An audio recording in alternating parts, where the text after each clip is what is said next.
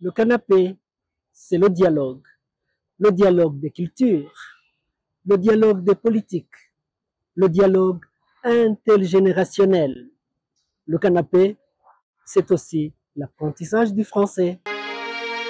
Le vice-président de la Chambre des députés au Parlement rwandais, Cheikh Moussa Fazil Harelimana, a appelé tous les Rwandais à unir leurs forces pour lutter contre les négationnistes partout où ils se trouvent. Moussa Fazil Harelimana a lancé son message lors des cérémonies de commémoration de 50 anciens fonctionnaires de la préfecture de la ville de Kigali, tués lors du génocide contre les Tutsis de 1994. Ces cérémonies ont été organisées ce vendredi 23 mai 2025 par la ville de Kigali. Elles se sont déroulées au site mémorial du génocide de Nyanza dans le district de Kichukiro. Le vice-président de la Chambre des députés au Parlement rwandais a rappelé que la commémoration des victimes du génocide contre les Tutsis est une occasion de réfléchir à ce qui doit être fait pour que le génocide ne se reproduise plus au Rwanda. Signalant que les négationnistes ne cessent de nier le génocide contre les Tutsis en se servant des réseaux sociaux, Moussa Fazil Harelimana a invité les Rwandais à unir leurs forces pour faire face aux négationnistes partout où ils se trouvent sur les réseaux sociaux. Le maire de la ville de Kigali, Samuel Dusengiyumva, a promis que la ville de Kigali restera proche des familles des victimes du génocide pour les aider à mener une vie paisible. Il a souligné que ce qui s'est passé aux anciens fonctionnaires de la préfecture de la ville de Kigali devrait servir de leçon aux fonctionnaires de la ville de Kigali.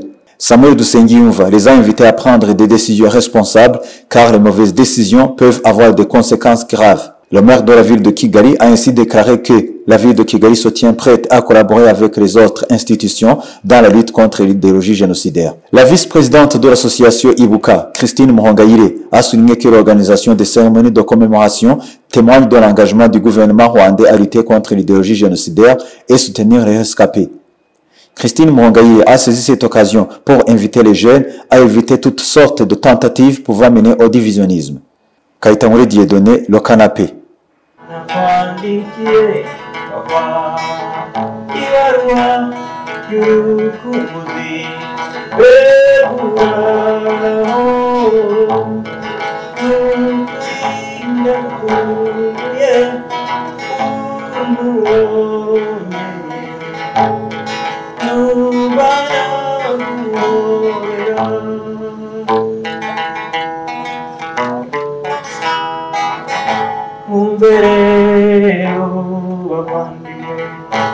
Ese nazize jenoside yakorewe abatutsi muri wese uko turi hano muri wese hari baruwa afite